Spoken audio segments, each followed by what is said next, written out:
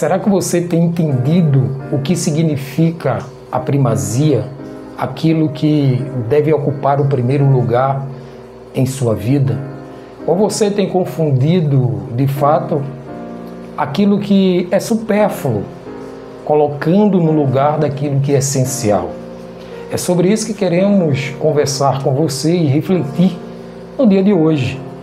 O texto que nós queremos trazer está lá em Deuteronômio, no capítulo 6, versos 6 ao 9, onde basicamente nós queremos tratar sobre a primazia da palavra de Deus. Quando falamos de primazia, falamos naquilo que não pode deixar de existir, falamos naquilo que vem em primeiro lugar, porque gera vida. Lembre-se que Maria, diante das suas escolhas e decisões, preferiu estar dando prioridade ao próprio Mestre, aos pés do Senhor, escutando aquilo que ele tinha para falar para ela, enquanto que Marta estava envolvida. Marta estava sempre cuidando dos afazeres domésticos. Portanto, isso diz muito sobre aquilo que nós decidimos para nós. Aonde estiver o vosso tesouro, ali, claro, está também o vosso coração. Aqui o autor, quando ele começa a falar sobre esse devocional, quando ele fundamenta esse devocional ali em Deuteronômio capítulo 6, versos do 6 ao 9, ele começa narrando uma fábula de uma mulher que estava com o seu filho no braço e, ao passar na frente de uma caverna, ela escutou uma voz. A voz dizia: entre e pegue tudo quanto você quiser, mas não esqueça de lembrar daquilo que é primordial, daquilo que é essencial para você. Não esqueça. E quando ela entrou naquela caverna, ela percebeu que ali tinha muitas pedras preciosas, ouro, prata e todo tipo de riqueza que ela poderia conquistar ao longo da vida. E ela foi enchendo os bolsos, foi enchendo todos os sacos que ela tinha e deixou a criança no chão, porém a voz, mais uma vez, estava advertindo: não esqueça daquilo que é primordial, é essencial para você, porque uma vez você saindo e a porta fechando, ela não se abrirá novamente. E a porta de repente começou a fechar lentamente, aquela mulher apressada, pegando todos os ouros, pratas, bronze e todas as pedras preciosas que podia, saiu com a velocidade do vento e esqueceu da sua criança dentro daquela caverna. E ali, ela, ao sair e perceber que a criança não estava no seu colo, ela começou a chorar e a ter um grande remorso, porque aquilo que era realmente importante, ela tinha esquecido e deixado para segundo plano. Muitas vezes nós também, assim como essa mulher, esquecemos daquilo que é essencial, aquilo que é verdadeiro, aquilo que não pode deixar de existir na nossa vida, por conta de algo que é passageiro, aquilo que vai de fato passar, mas que nós achamos que é eterno. Por isso que o autor aqui ele foi bem enfático quando ele trouxe a realidade da primazia da palavra de Deus e da importância dela na nossa vida. Sem a palavra de Deus, sem o tracejar, sem o aprender, sem executar a palavra de Deus, naturalmente estaremos fracos e sem direcionamento. Quando falamos que alguém está vazio, falamos sobre tudo que a pessoa não consegue assimilar de forma completa a essência de Deus sobre sua vida, que não seja pela palavra do Senhor.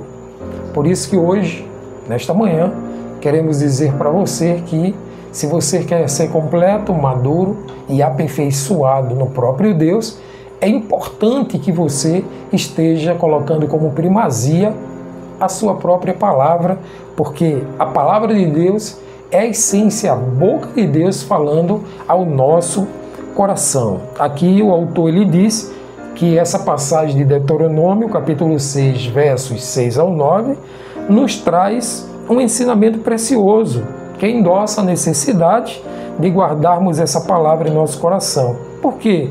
Porque não devemos apenas guardá-la, mas também ensiná-la aos nossos filhos e, sobretudo, colocando ao nosso coração e em todo o tempo, porque não pode ter abreviações, não pode ter diminuições dessa palavra em nossos corações, porque precisamos de fato guardá-la com veemência, guardá-la com eficiência, para que possamos de fato, no tempo adequado, entender que ela vai gerar vida em nós como uma semente que cai numa terra que é fértil e naturalmente vai gerar frutos dignos de arrependimento.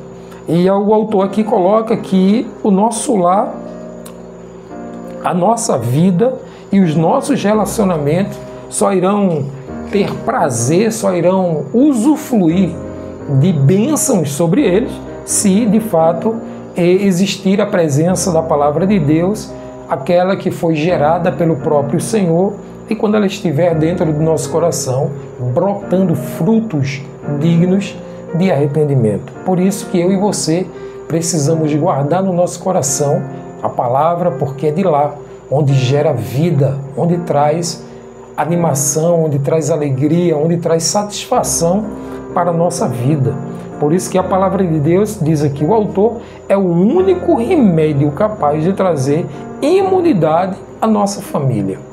Quanto que você usufrui e utiliza essa palavra dentro da sua família, dentro da sua casa, entre os seus entes queridos? Pois ela é remédio, é cura para aqueles que estão doentes, para aqueles que estão angustiados e não sabem como ser curado. A palavra de Deus é o antídoto certo para curar e para trazer saúde à sua família.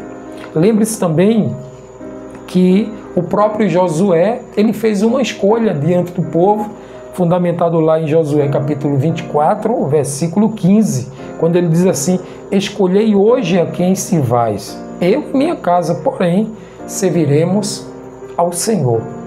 A quem você vai servir no dia de hoje? A quem você vai priorizar? A quem você vai dar a primeira voz, a primeira vez na sua vida? De quem é o trono do seu coração? É sobre isso que de fato queremos pensar e refletir nesta manhã.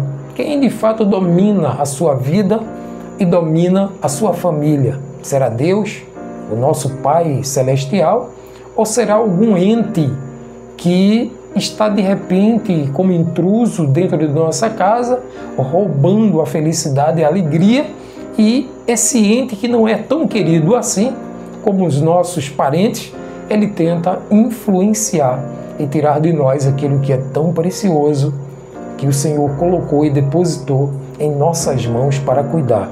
Portanto, você que tem a sua família precisa tratá-la pela palavra de Deus para que ela se torne cada dia saudável, porque quando você a torna saudável, ela parte a cumprir agora o mandamento do Senhor, ela parte também a entender e a guardar essa palavra no coração, sobretudo entendendo que Deus é o Senhor, é o norteador de sua vida. Por isso que eu e você, nós precisamos de tempo, nós precisamos gastar tempo, investir tempo e também fora de tempo, levando a palavra de Deus para a nossa casa, para nossos filhos, para a nossa família, e isso vai gerar saúde sobre o nosso corpo, a nossa alma e o nosso espírito. O autor aqui ele conclui a lição dizendo: não permita que a correria dos afazeres diários prive o seu lar de uma dieta saudável e equilibrada na palavra de Deus. Corre,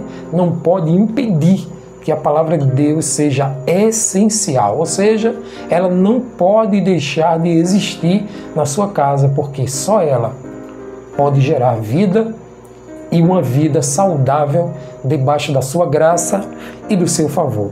Por isso, irmãos e irmãs, estejam de fato com o coração grato, pedindo ao Senhor sabedoria para que Deus ajude a sua família a viver uma vida saudável. Os motivos de oração pela família aqui que o autor faz é, primeiro, discernimento aos pais para educarem os filhos. Todo o caminho deve ser apresentado aos filhos como sendo um caminho íntegro diante do Senhor. E o segundo motivo de oração, colocado aqui pelo autor, é uma intercessão que nós precisamos fazer pelos filhos, para que os corações dos seus filhos sejam cada dia mais estabelecidos e renovados pelo Espírito Santo, e assim sejam fortalecidos na graça e no favor do Senhor. Eu quero convidar você a orar comigo, pedindo a Deus a graça e o favor sobre nossa casa e nossa família. Vamos juntos? Obrigado, meu Deus, obrigado por esse momento tão incrível que estamos aqui orando, agradecendo ao Senhor, porque sabemos que, de certo, a Tua palavra precisa ter prioridade, primazia em nossa casa, em nossos corações. Por isso queremos Te pedir, Senhor, por nossa casa, por nossa família, discernimento sobre os pais para direcionar os filhos e sabedoria aos filhos para entenderem, Senhor, cada ensinamento que os pais estão dando para si e que eles estejam crescendo e desenvolvendo a Tua graça dentro do lar. Assim nós Te pedimos e nós Te agradecemos pelo santo nome de Jesus. Amém e amém.